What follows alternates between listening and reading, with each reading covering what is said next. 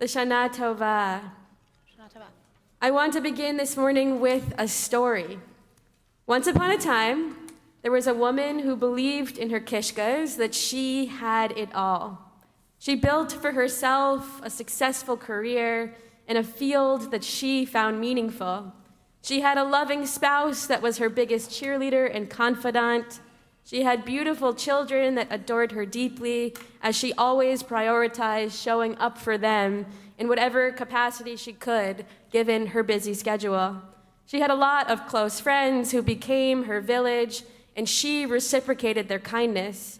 She loved the life that she had created for herself. She loved her family and the family that her and her spouse were building. She loved her community. She loved her career. And she was exhausted. By trying to hold everything together while simultaneously caring for everyone else's needs besides her own, she wore herself out completely. As to be expected, she had reached her breaking point and cried to her husband, "I'm trying so hard to do it all that I feel as if I'm failing at everything." The fatigue was too much to bear, and she couldn't continue at that pace for much longer. While this story was based on a fictional character from the TV show And Just Like That, it easily could have been myself, or you, or really any person sitting in this sanctuary today. How many of us have worked ourselves beyond our capabilities? How many of us have woken up, opened our eyes, and already felt overwhelmed by the day ahead, even before getting out of bed? Maybe we've had trouble falling asleep, dwelling on the never-ending to-do list. Did I remember to purchase the cottage cheese for my kugel tomorrow? Did I turn off the oven? Or one of my own personal triggers, I need to remember to send Rena in pajamas on Monday, orange on Tuesday, twin day on Wednesday, Eagles green on Thursday, and a nice Shabbat dress on Friday. We live in a society that glorifies hustle culture, a world in which being busy is equated with success, a world in which the idea of slowing down seems so counterintuitive, it might as well be fictionalized on television. When we push ourselves too hard, we lose the ability to focus on the task at hand. Why? I'm sorry to be the bearer of bad news this morning, but truth be told, the human brain is actually incapable of completing more than one task at a time.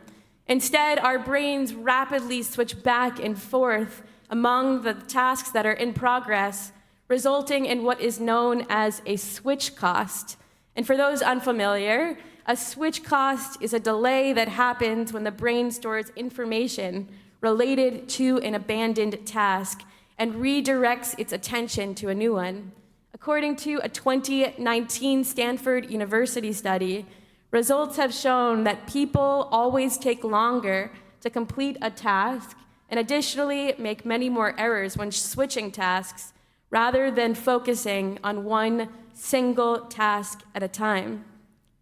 What are we to do about all of this? The answer can be found in the book of Genesis, the very story that we read this morning. Rest. God began to create the world by separating light from darkness, creating the sky and then land, and from the land came the creation of plants. The next day, God creates sun, moon, and stars, and all that inhabits our solar system, and then comes sea and land creatures. On the sixth day, God creates the most complex creation, the most intricate and the most delicate of creations, the human being. How did God celebrate this ginormous accomplishment of creating the earth and all of its inhabitants in 6 days? God decided to take a rest. We read in Genesis 2:2-3, on the seventh day, God finished the work that had been undertaken. God ceased on the seventh day from doing any of the work, and God blessed the seventh day and declared it holy, having seized on it from all the work of creation that God had done. The enormity of this is very easy to overlook. If a Greek god, such as Atlas, who is known by being punished by Zeus to hold up the heavens on his shoulders for eternity, was to take maybe a moment off or leave his post, everything would crumble around him and the entire earth would be destroyed. The seventh day that we read about in Genesis, of course, later became Shabbat, 25 hours that are celebrated every single week. Not only are we commanded to remember and protect the day, which would be an entirely different sermon, but we are encouraged to turn off, to slow down, and to be present. I am always amazed by God's foresight that in 2025, as I myself am a perpetual overprogrammer with a sometimes apparent I'll sleep when I'm dead mentality, God knew that thousands of years ago, the day of rest would be entirely crucial to humanity's existence and success.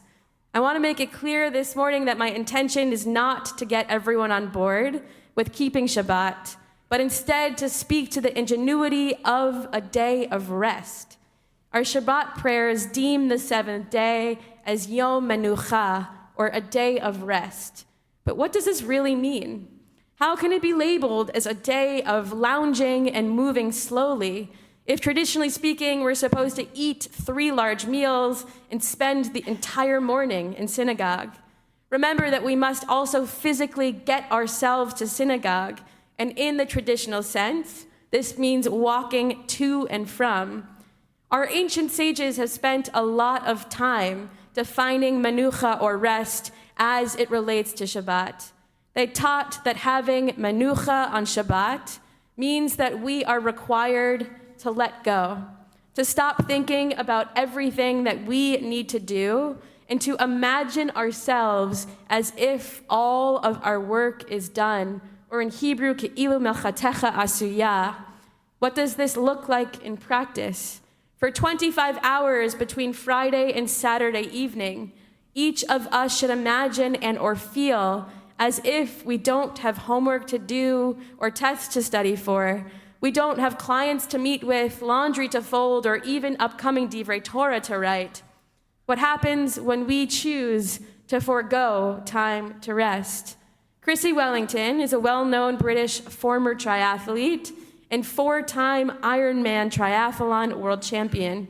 She was entrenched in a type of professional athleticism that I myself will never be able to understand or relate to. Chrissy's drive, unrivaled talent, discipline, and dedication allowed her to be victorious in the grueling World Championship event, which for those unfamiliar consists of a 2.4-mile swim, a 112-mile cycle, followed by a marathon, which is 26.2 miles. And I would be remiss not to mention that Rabbi Bonder has previously accomplished this tremendous feat. Yes, when Chrissy originally began training, rest was simply not in her vocabulary. She would train for 7 days a week for sometimes 8 hours at a time. And in the beginning, she feared that taking time to rest would impact her performance. And she also remembers a time when she would swim, bike, followed by a run, until she was falling over from exhaustion. In a 2012 CNN article titled "The Importance of R&R," she wrote that, quote, "Some of us are creatures of habit, loving routine. Some of us are obsessive compulsive perfectionists who break out in hives at the thought of an easy session, a nap, or heaven forbid, a rest day. Some of us are so scared of not reaching our goal that we lose perspective and rational thought, unable to rest in case we get weaker." She goes on to write that many think that it's the physicality of training that will make you fitter. Instead, she writes, it's the recovery, the adaptation and regeneration from the stress caused by those physical activities.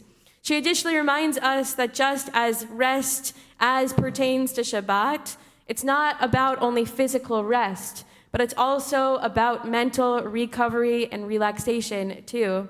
Through trial and error, Chrissy figured out that she was able to perform better if she took only 2 rest days off a month.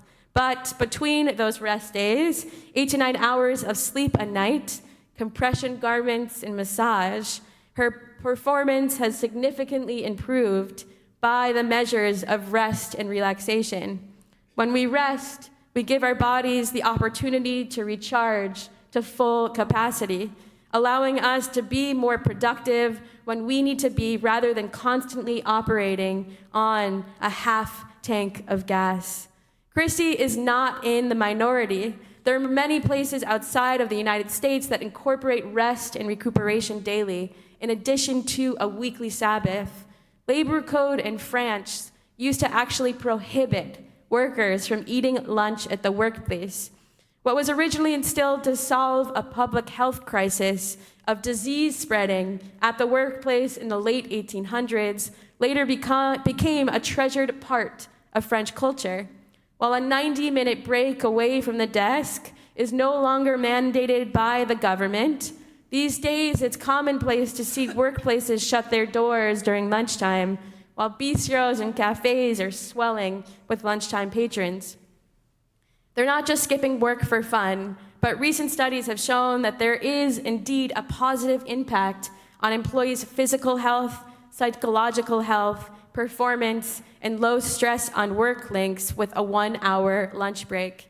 Rest not only allows people to be more productive, it helps us to lead both more happy and healthy lives.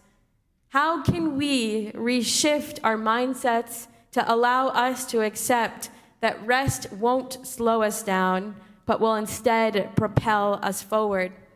How do we not look at resting as abandoning ambition, but instead as creating a sustainable path to success?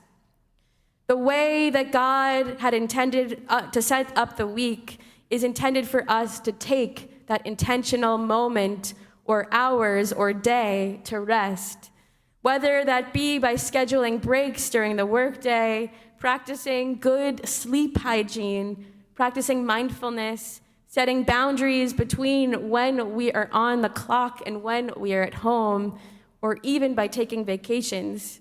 Vacation doesn't have to mean visiting new and exotic places, but can simply be vacating from your normal routine by taking good and adequate time to rest. There is no doubt that it is hard to pull ourselves away.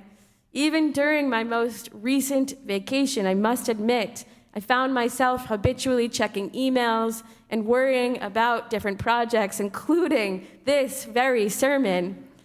It is clear that to be a better rabbi and to lead a healthier and happier life in the year 5786, I need to take my own advice. Will you join me? Shana Tova. Shana Tova.